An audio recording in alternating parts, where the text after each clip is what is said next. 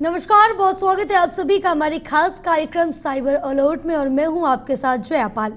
Technology के बढ़ते उपयोग के साथ साइबर अपराध में भी दिन पर दिन बढ़ोतरी होती जा रही है।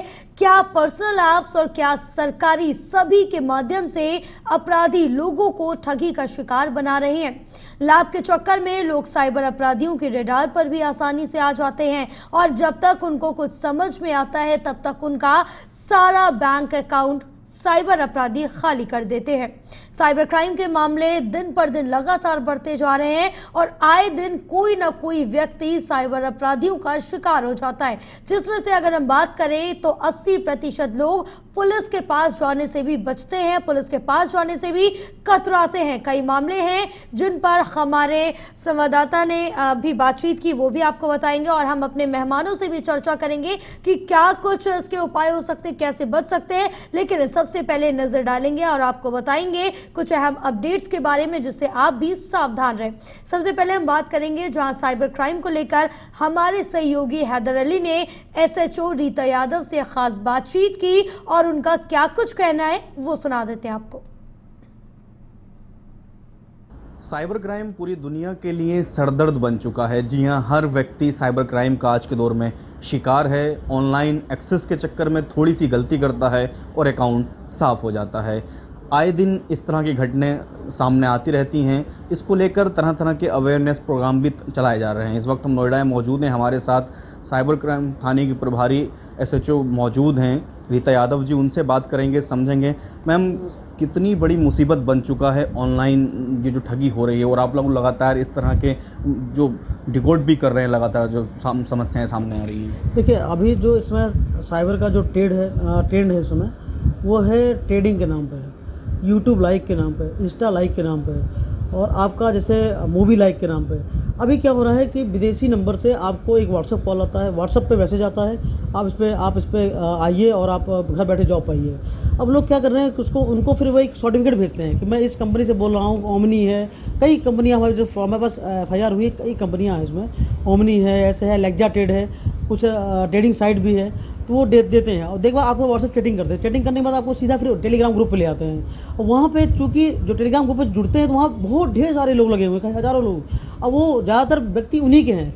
अब जो व्यक्ति उस पर जाता है उसको समझ में आता है, बात ऐसी करते हैं कि आप विश्वास कर जाएंगे। हाँ, अच्छा होता क्या है, जिस पे बात होती है इसके मान लीजिए मेरे व्हाट्सएप पे आया तो हम उसको ओमनी को चेक करते हैं कि क्या ये कोई कंपनी है। आप चेक लगभग मिलती जुलती कंपनी मिल जाएगी आपको, तो आप देखो विश्वास था कि भाई इंडिया में कंपनी है, क्यों ना काम किया जाए। उसके बाद क्या होगा, फिर वो टेलीग्राम पे ले आएंगे। टेलीग्राम पे आपसे बात करते करते आपको इंस्टा लाइक करने के लिए है, आपको जैसे 5 दे देंगे, आप 5 लाइक करेंगे, उसका 150 रुपये आपके अकाउंट नंबर मांगेंगे, आपके अकाउंट में डाल देंगे। फिर आपको धीरे से 100 दे देंगे। 100 देने के बाद फिर आपका पैसा आपने लाइक किया, लाइक टास्क देते हैं वो, आपको लाइक करना है, आप टास्क लाइक करके छोड़ दिए, शाम को आपको कॉल आएगी, ठीक है आपका ये पैसा आपके अकाउंट में जा रहा है। ऐसे करते 4-5 बार पैसा वापस करेंगे, आपसे पैसा नहीं लेंगे। अब आपको विश्वास हो जाएगा ये साइट एकदम परफेक्ट है। अब आप उसे कहेंगे अब आपको प्रीपेड करना है, अब आप जहाँ से आप शुरू हुआ अब आपको कहें प्रीपेड करना है। उसके बाद क्या होगा, आपसे 10,000 रुपये लगवाएंगे, फिर कहेंगे सर आपका इतना टास्क कंप्लीट हुआ, इतना कमीशन आपको मिला है, सर अभी पैसा मत निकालिए, अभी आपका पैसा और बढ़ेगा। ऐसे ही करते करते 8 से 10 लाख, 15 लाख, 20 लाख लोगों के लगवा देते हैं। लास्ट में जब उनको पैसा विड्रॉल करना होता है तो पैसा नहीं मिल पाता। मिलता क्या है, उसमें भी कहते हैं GST आपको देना पड़ेगा, आपको ये देना पड़ेगा। तो लोग 1-2 लाख रुपये उसके चक्कर भाई पैसा मेरा है ही है, क्यों ना ले लें, साइट सही है। लेकिन जब उनको नहीं निकलता तब लगता है फ्रॉड हो गया और FIR लिखाने के लिए आते हैं। तो मेरा सिंपल सा ये कहना है इसके अवेयरनेस के लिए कि कृपया करके अगर व्हाट्सएप पे और टेलीग्राम ग्रुप पे अगर आप जुड़ रहे हैं किसी वीडियो लाइक के नाम पे, इंस्टा लाइक के नाम पे या ट्रेडिंग के नाम पे, तो आप फंस रहे हैं। तो साइबर ठगी के मामले दिन पर दिन बढ़ते जा रहे हैं और ऐसे में जहां पुलिस प्रशासन लोगों को जागरूक करने और उनको साइबर क्राइम से बचने का पाठ पढ़ा रहा है, तो वहीं दूसरी तरफ साइबर ठग रोजाना नए नए तरीके अपनाकर लोगों को ठगने का काम भी कर रहे हैं। ऐसा ही एक मामला फरीदाबाद से भी सामने आया जहां चंद मिनटों में 1.5 लाख रुपए ठगों ने उड़ा लिए। इसी घटना पर हमारे सहयोगी संदीप गोयल ने पीड़ितों से खास बातचीत की और पूरे मामले को जानने की कोशिश की। क्या कुछ कहना है सुनाते हैं आपको। साइबर ठगी के केस लगातार दिनों दिन बढ़ते जा रहे हैं। बार बार पुलिस जो है जागरूक करने के लिए बैठकें कर रही है, लोगों के बीच जा रही है, लेकिन उसके बावजूद जो साइबर क्राइम है वो थमने का नाम नहीं ले रहा है। एक और हमारे साथ पीड़ित हैं जिनके साथ करीब 1.5 लाख की ठगी हुई है ऑनलाइन पेमेंट भेजने के लेकर जो है परेशान थे और अब इतनी 6 महीने का समय गुजर चुका है लेकिन समाधान नहीं निकल पा रहा, जांच नहीं हो पा रही है और परेशान है, चक्कर काट रहे हैं। एक बार सर शुभ नाम अपना बता दीजिए। कोमल प्रसाद। कोमल जी, क्या कुछ हुआ था, कैसे आप जो है क्रेडिट कार्ड की पेमेंट फ़ोन पे से के जरिए कर रहे थे और उसके बाद क्या हुआ? वो जो मैं क्रेडिट कार्ड की पेमेंट की तो 3 दिन तक वो अकाउंट में मेरे क्रेडिट कार्ड में पहुंचे नहीं थे पैसे। और मैंने सोचा उनसे कस्टमर केयर पे बात करके पता कर लेता हूँ और कस्टमर केयर पे बात किया, मैंने गूगल से नंबर लिया, वो नंबर निकला उनका साइबर ठगों का। अच्छा। और उस नंबर पे बात कर, मैं तो बात कर रहा था ये समझ के कि कस्टमर केयर का बंदा है तो सभी करते हैं, अब वो निकला साइबर ठग। इस कारण से मेरे वो ठग निकला और ठग ने फिर मेरे अकाउंट से 1.5 लाख की वो ठगी। अच्छा, बता रहे हैं कि आप अब कंप्लेंट लगातार कर रहे हैं, पुलिस में भी जा रहे हैं, क्या कुछ लग रहा है कार्रवाई होती हुई नजर आ रही है? अब मुझे तो कुछ समझ नहीं आ रहा, मैं 6-5 महीने हो चुके हैं, मैं अभी भी परेशान हूँ। ना तो उसके बारे में मुझे कोई रिपोर्ट मिलती ना कुछ, और बाकी मेरे अकाउंट जो और बाकी पैसा बचा हुआ था वो भी रुका पड़ा हुआ है। अच्छा, तो कैसे जो है ये हो रहा है, आप पुलिस प्रशासन के पास जा रहे हैं और उन्होंने जो पेमेंट करी, कैसे ट्रांजैक्शन उसकी हुई और एनी डेस्क जिससे आपसे डाउनलोड कराया तो पासवर्ड से लेकर क्या क्या चीज़ें हुई इस दौरान? नहीं, पासवर्ड तो नहीं उन्होंने पूछा। एनी डेस्क जो हमें समझ में आया, एनी डेस्क का मतलब है कि हम जो भी एक्टिविटी अपने फ़ोन पर करते हैं तो वो उनके हाथ में पूरा संचालन उनके हाथ में फ़ोन का हो जाता है और कहाँ क्लिक करना है, क्या पासवर्ड करना है, क्या OTP, वो सब उन्हीं के पास है। एनी डेस्क का मतलब है कि आपका जो मोबाइल है उसको कहीं भी खोला जा सकता है। हमें भी इसकी ज़्यादा नॉलेज अभी भी नहीं है, बट हमें जैसे अपने लोगों से पता चला, इधर उधर जब हमने लोगों से पूछा एनी डेस्क का मतलब ही क्या होता है, तब उन्होंने बताया कि एनी डेस्क का मतलब होता है कि जो भी आप अपना मोबाइल है, जो भी अपना इंस्ट्रूमेंट है, उसको आप कहीं भी किसी और के हैंड में देने का काम हो जाता है। हाँ, किसी और के हैंड में देने का काम हो जाता है। अभी हम लोगों ने पुलिस से, हमारी बस यही गुजारिश है कि पैसे मिले नहीं मिले हमें अब नहीं पता लग रहा, क्योंकि 5 महीने इस बात को गुजर चुके। एटलीस्ट हमारे जो अकाउंट है उसको चालू किया जाए, उसको स्टार्ट किया जाए। तो बिल्कुल देख सकते हैं कि जो पिछले समय में भी एक केस जो आया था, एक जो है पूर्व सैनिक थे, पूर्व आर्मी के लोग थे, उनके जो है चूना लगाया गया और कहें कि जो लोग एजेड होते हैं, जिनको ज़्यादा फ़ोन की जानकारी नहीं होती है, उनको कहीं ना कहीं ये जो ठग हैं वो अपना शिकार बनाने का काम करते हैं और लाखों रुपए चुटकियों में जो है साफ़ करके चले जाते हैं और फिर पुलिस जो है वो खोजती हुई रह जाती है। और अब नुकसान जो होता है वो आम नागरिक को होता है, कैसे पाई कमाकर उस पैसे का इकट्ठा किया जाता है, लेकिन फिर अब चक्कर खाते जो है ये लोग घूम रहे हैं। लेकिन एक पुलिस को मेल करनी है ताकि खुद जो बचा हुआ पैसा है वो अपना वापस ले सकें, जो अकाउंट है वो फ्रीज जो हुआ पड़ा है उसको दोबारा से चालू कर सकें। सहयोगी राकेश के साथ संदीप गोयल, 24/7 न्यूज़। तो आपने सुना और देखा कि किस तरह से लोगों को बेवकूफ़ बनाया जाता है, किस तरह से ये साइबर ठग अपनी जो साइबर ठगी है उसको अंजाम देते हैं और लोगों के लाखों रुपए, करोड़ों रुपए को उड़ा देते हैं। चाहे आपके पैसे हो, चाहे आपकी आइडेंटिटी हो, दोनों को खतरा हो सकता है अगर आप सावधान नहीं रहेंगे। लेकिन इस बीच हमारे साथ कुछ खास मेहमान जुड़े हुए हैं, उनसे भी हम चर्चा करेंगे। तो हमारे साथ प्रमोद कुमार जी सुप्रीम कोर्ट के अधिवक्ता है जुड़े हुए हैं, साथ ही साइबर एक्सपर्ट मोहित यादव जी भी जुड़े हुए हैं। आप दोनों खास मेहमानों का बहुत स्वागत है जी की 24/7 न्यूज में। सबसे पहले हम आएंगे मोहित यादव जी के पास। मोहित जी, क्योंकि आप जिस तरह से देखिए कि साइबर ठगी के मामले लगातार बढ़ रहे हैं और जैसे कि अभी हमने एक मामला भी बताया और इन पीड़ितों से भी हमारे सहयोगी ने बातचीत की जहां अकाउंट से 1.5 लाख की राशि उड़ा लेते। एक छोटा सा ऐप है एनी डेस्क के जरिए आपके फोन में इंस्टॉल कराया, उसके जरिए पूरा अकाउंट खाली कर दिया। एनी डेस्क जैसे बहुत सारे एप्लीकेशंस हैं जिनका कि काम क्या है। भाइयों बहनों, आज आजादी का अमृत महोत्सव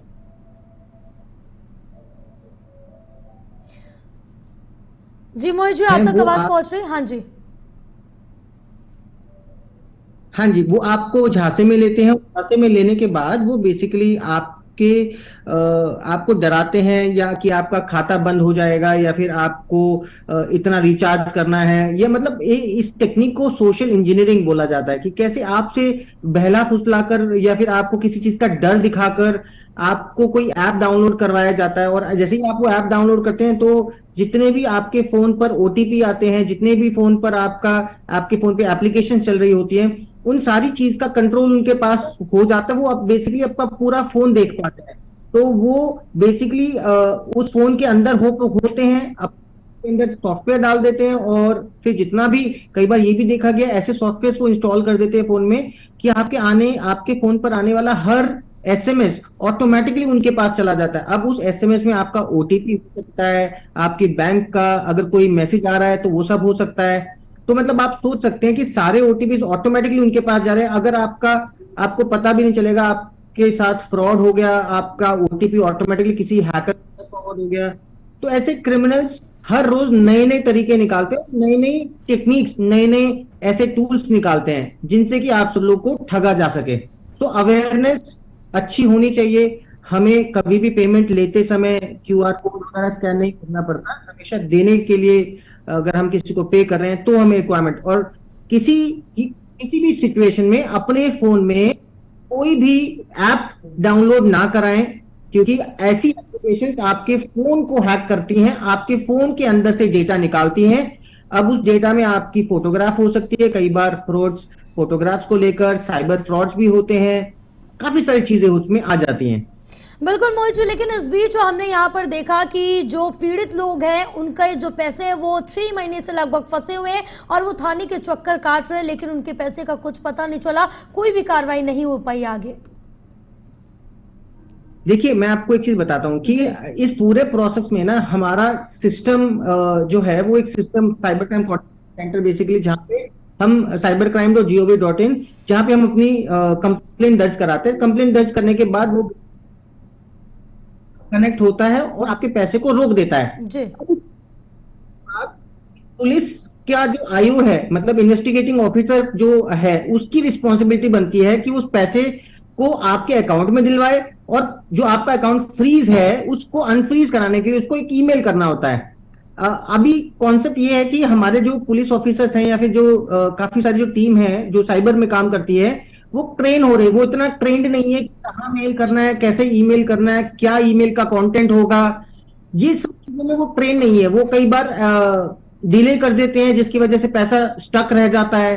तो ये जो प्रोसेस, ये ऑपरेशंस का दिक्कत है। अगर हमारी जो टीम है वो प्रॉपर तरीके से ट्रेन हो, हमारा सिस्टम ऑटोमेटिकली ये सब कुछ काम कर सके, तो मेरे हिसाब से पैसा रुकने के बाद एकदम से आपके पास आ जाता है। ये जो अभी आप केस बता रहे हो जिसमें कि पीड़ित का अकाउंट ही फ्रीज है, उसके सारे पैसे वो नहीं निकाल सकता जब तक कि पुलिस ऑफिसर आईओ जो है वो एक ईमेल डाले।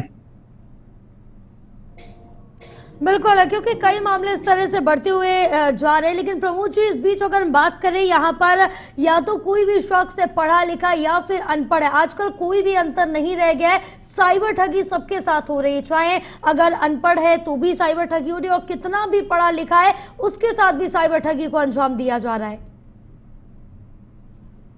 देखिए जया मैडम जी, यहाँ जो देखने को ऐसा मिला है, विगत जो है 10 साल के अंदर में एक तो हिंदुस्तान में मैक्सिमम अकाउंट लोगों को खुला है जी। और जो इंटरनेट का भी सुविधा यहाँ पर बढ़ा है, तो लोगों को मैक्सिमम जो ट्रांजैक्शन वगैरह भी जो हो रहा है वो ई ट्रांजैक्शन ही हो रहा है, ज्यादा ऑनलाइन ट्रांजैक्शन हो रहा है। इसका रिजल्ट ये हुआ है कि अब जो क्रिमिनल है उसको बड़ा इजी हो गया है, सबसे इजी हो गया है क्राइम करने का, और वो है साइबर के। उसमें जो देखते होंगे आज के डेट में बेरोजगारी भी ज्यादा है, तो जितने भी नवयुवक है वो इंटरनेट पे रिसर्च करता है, उस पे इन्वेस्टमेंट करता है, उस पे एक गैंग बनाता है, जेलों में भी रह करके, और उसके लिए सबसे सेफेस्ट साइड हो गया है साइबर क्राइम करना। इसमें उन लोगों को बहुत ज्यादा खर्च भी नहीं होता है, बहुत ज्यादा रिस्क नहीं होता है, और उसने ये पाया है, जो क्रिमिनल है इसको महसूस करता है कि एक बार हम किसी को कर देते हैं तो इस पे अभी कानूनी कार्रवाई हिंदुस्तान में नहीं हो रहा है, ना तो इसमें कोई इन्वेस्टिगेशन एजेंसी, जितने भी इस साइबर क्राइम का थाना खुला है उसमें फिलहाल जो है किसी तरह का कोई कार्रवाई इफेक्टिवली नहीं है। देखिए, खाना पूर्ति के लिए लोग एफआईआर कर लेते हैं, लेकिन अभी जो ये महसूस किया गया है कि ऐसे जो कोर्ट में केस आया है, जो दस्तावेज आया है, उसको या तो पुलिस प्रूफ भी नहीं कर पा रही है, और एक दो में जब तक प्रूफ कर भी रही है तो उसमें भी बहुत ज्यादा कन्विक्शन रेट नहीं आ रहा है। उसमें जो हमारा लॉ है, जो आईटी का एक्ट है, जो इंफॉर्मेशन टेक्नोलॉजी एक्ट में जो एक 66 में है, बाकी लोग तो बहुत सारे जो है वो अवेलेबल है, और जो है वो 3 साल यदि ट्रायल करते हैं उसके बाद होता है, तो बहुत ज्यादा वो इफेक्टिव नहीं है कि जिससे कि क्रिमिनल है उसको डर जाए। और आज के डेट में क्रिमिनल ये समझता है कि सबसे अच्छा पैसे कमाने का जो तरीका है वो है साइबर क्राइम के तहत जो है लाखों लाख करोड़ों करोड़ का जो है आप उगाही बिना रिस्क की कर सकते हैं। सो ये सबसे सेफेस्ट साइड हो गया। दूसरी चीजें जो देखने को मिला है, अभी आप देखोगे 2-3 दिन पहले जो झारखंड के जामताड़ा में है, वहां का साइबर क्राइम में पाया गया है, तो वहां क्राइम हो रहा था और ऐसा देखा गया पूरे गांव के जितने भी नवयुवक है वो इसमें संलिप्त है। वो पूरा का पूरा समझिए कि एक संगठित गिरोह के रूप में क्राइम कर रहा है। लेकिन तो इस प्रमोद तरह का जी, जो अब क्राइम सिर्फ ये जामताड़ा तक ही सीमित नहीं रह गया। पहले का एक दौर था जब सिर्फ ये जामताड़ा में जो साइबर ठगी है वो की जाती थी, वहां से बैठकर अलग अलग जगहों के लोगों को ठगा जाता था, लेकिन अब जो इनका नेटवर्क है पूरे देशों विदेशों तक फैलता जा रहा है। बिल्कुल, आप देखिए, मैं तो एक एग्जाम्पल केवल दिया इस तरह का। ये तो हिंदुस्तान के बाहर में बैठ करके लोग संगठित रूप से क्राइम कर रहा है। आप जो विदेशों में बैठकर, ये कोई जरूरी नहीं है कि फिजिकली आप वहां रह करके आप करते हैं, ये विदेशों में बैठ करके ऑनलाइन ठगी जो है, बता तो दिए कि इसमें सबसे सेफेस्ट साइड है क्राइम के लिए और इसमें कोई रिस्क भी नहीं है। पैसे ज्यादा है और उसको पता है कि जो पुलिस है इस पे किसी तरह का कोई इन्वेस्टिगेशन कर करके उसकी हाथ हमारे तक नहीं पहुंच सकता है। जो टेक्निक है, जो टेक्नोलॉजी है, इतना इफेक्टिव हो गया है कि वो बैठे बैठे आपका सारा इंफॉर्मेशन कलेक्ट कर लेता है और ये जानता है कि हिंदुस्तान में जनसंख्या ज्यादा है, यहाँ का करीब 99% लोग जो पढ़े हैं और जागरूक नहीं है। यदि पढ़े लिखे लोगों के साथ भी ठगी हो रहा है, लेकिन वो जागरूक नहीं है, उनको पता ही नहीं है कि हमको कौन सा इंफॉर्मेशन अपने पास सेपरेट रखना है और कौन सा बताना है। ये इतने भावुक होते हैं या इतना इंक्वायरी नहीं कर पाते हैं कि जो भी इंफॉर्मेशन उनके पास आता है या कोई ऐप डाउन करने के लिए आता है, वो समझता है कि सस्ता है, फ्री में मिल रहा है तो इसको ऐप डाउन करो। और फ्री के चक्कर में क्या होता है कि ये बिल्कुल जैसे मछली को फंसाया जाता है बंसी रही करके, उस तरह से ये सारे को चंगुल में ले आते हैं। शुरू में कभी 2-4 दाना डालेंगे, 2-4 हजार रुपया इन्वेस्टमेंट कराएंगे और ऐसे ऐसे जो है 10-20 लाख रुपया उनकी जितनी अकाउंट में पैसा होता है उसको ठग लेते हैं, मतलब पूरी की पूरी वो निचोड़ लेते हैं। तो आज के डेट में जो साइबर क्राइम में जो गवर्नमेंट को एक्टिव होना चाहिए और जो इस पर एक्ट एक बहुत मजबूत हो रहा है, जो एक प्रोसिक्यूशन का जो प्रूफ करने का ये है, इसको हटा करके इसको क्रिमिनल को जैसे ही आप लेकर के आते हैं, क्रिमिनल को जो है लोकस देना चाहिए कि आप अपना स्टैंड प्रूव करो कि आप कैसे इनोसेंट हो और इसमें सख्त से सख्त सजा होनी चाहिए। बिल्कुल, कहीं ना कहीं सजा का जो प्रावधान है उसको कड़ा और लंबा करना चाहिए, जिससे कि इस पर कहीं ना कहीं दहशत हो और रोका जा सके। क्योंकि मोहित जी अगर देखें तो कहीं ना कहीं इस वजह से भी ये साइबर क्राइम ज्यादा बढ़ रहे हैं कि इसमें थोड़ी सी ढील जरूर दी जा रही है, क्योंकि जल्द से जल्द जो ये साइबर ठगी के मामले इन पर कार्रवाई नहीं की जा रही है, या फिर बहुत से ऐसे लोग हैं, क्योंकि 80% लोग ऐसे हैं जो अपनी कंप्लेंट कराते ही नहीं है जाकर।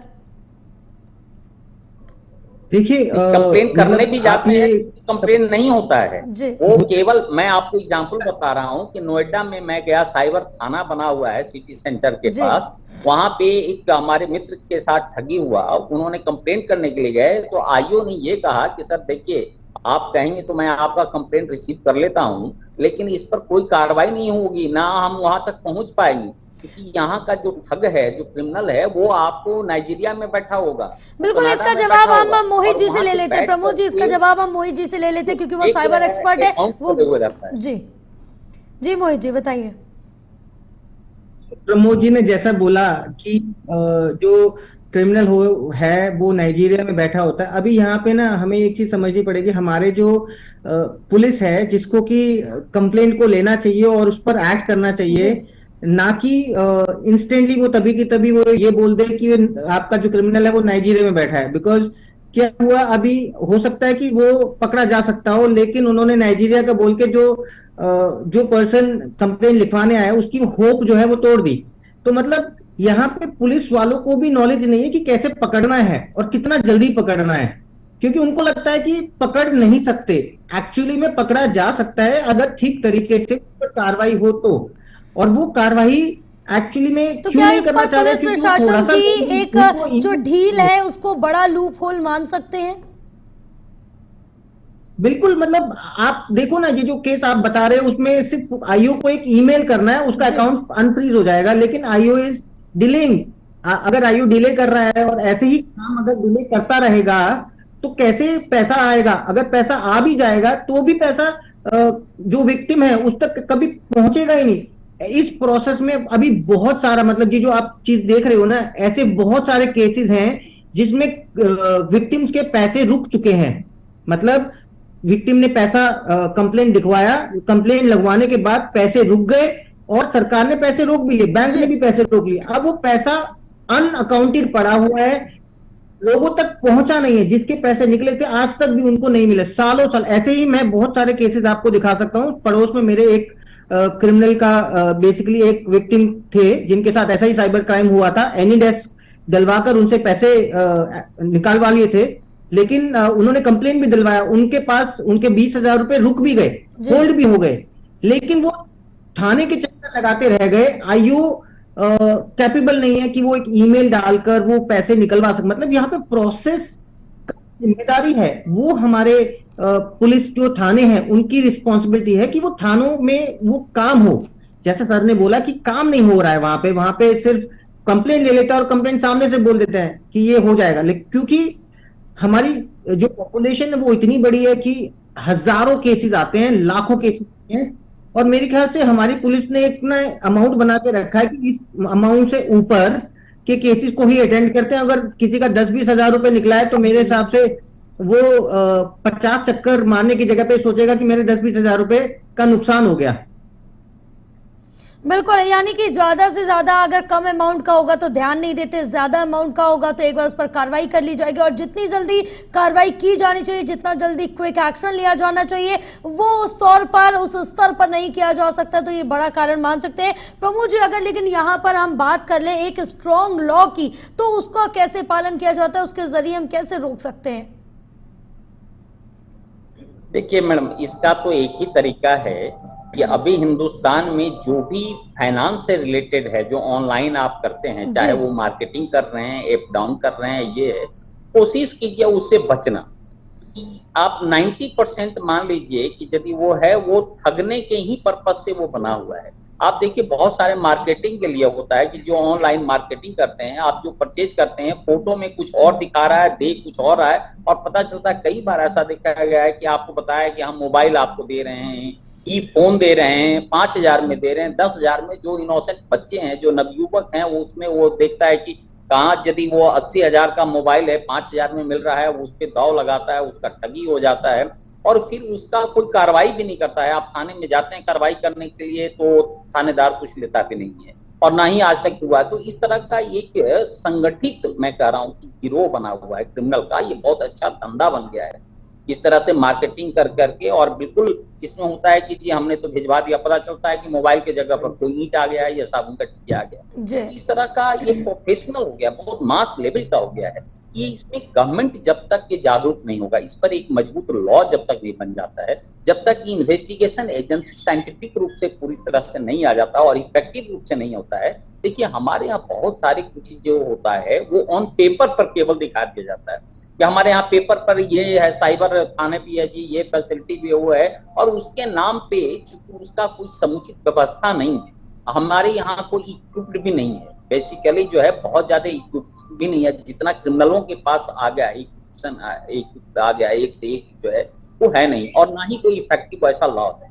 तो बहुत ज्यादा जो है इस पे ना के बराबर ही कार्रवाई होती है। इसको सबसे बड़ी जागरूक करने का है, और जागरूक भी जो आप बता रहे हैं पुलिस कर रही है या ये है, मैं तो उसमें थैंक्स करता हूं कि जेके न्यूज चैनल को ही, जो कम से कम साइबर पे जो लोगों को जागरूक कर रहे हैं। इनके आपके अलावा तो और किसी कोई ऐसा इंस्टीट्यूशन भारत सरकार का या स्टेट गवर्नमेंट का किसी तरह का नहीं है जो साइबर क्राइम पर लोगों को जागरूक कर रहे हैं और इसको रोकने का कोई भी कार्रवाई कर रहे हैं। देखिए आज मैक्सिमम पुलिस में कहीं ना कहीं प्रत्यक्ष और प्रत्यक्ष रूप से इसमें इन्वॉल्व होकर क्या वो ठगी के शिकार हो रहे हैं, चाहे उसमें से हम भी हैं। हमसे भी जो है कई बार ऐसा मार्केटिंग हम शुरू में करने के लिए गए तो हम देखे कि हमारे साथ ठगी हुआ है। तो जब हमारे जैसे लोग ठगी हो सकते हैं, बिल्कुल, क्योंकि आजकल डिसाइड नहीं किया जा सकता कि पढ़े लिखे के साथ इस तरह के साइबर ठगी के अपराध हो रहे हैं या फिर अनपढ़ के साथ, क्योंकि जो साइबर ठग है उन पर उनके अगर स्केल पर देखें तो सभी के साथ एकमात्र यहाँ पर साइबर ठगी को अंजाम दिया जा रहा है। फिलहाल आप दोनों खास मेहमानों का बहुत शुक्रिया तमाम जानकारी साझा करने के लिए हमें और हमारे दर्शकों को। फिलहाल आपको बता दें कि जिस तरह से अब जैसे जैसे लगातार बढ़ रहे हैं साइबर क्राइम, और हम लगातार आपको बार बार बता बताते हैं कि साइबर ठगी से बचने का कोई उचित उपाय नहीं है, बस एक ही मूल मंत्र है, सावधानी और जागरूकता, जो आपको बरतनी पड़ेगी, क्योंकि एकमात्र यही एक रास्ता है जो आपको साइबर ठगी से बचा सकता है। फिलहाल आपसे बस यही अपील है कि आप सावधान रहें, सुरक्षित रहें और हमें दीजिए इजाजत। आप देखते रहिए GK 24/7 न्यूज। नमस्कार।